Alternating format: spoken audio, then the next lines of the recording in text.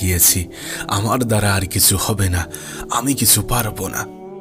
যদি কখনো মনে হয় যে এর থেকে বেশি আমার জীবনে পরিবর্তন আসবে না, আমার জীবনে আর কিছু হবে না, এমন পরিস্থিতি কখনো যদি নিজের জীবনে আসে, কখনো যদি নিজের উপরে সন্দেহ জাগে, তাহলে এই 4টি কথা সবসময় মাথায় রাখার চেষ্টা করো।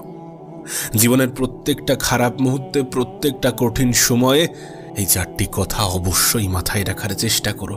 নিজের মন মস্তিষ্ক অন্তরে গেঁথে নিও।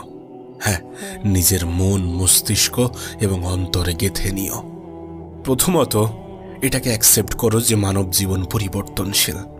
মানুষের জীবন পরিবর্তনশীল। আজ তুমি যেমন আছো এমনটা নয় যে তোমার সারাটা জীবন এমনই থাকবে, এমনই কাটবে।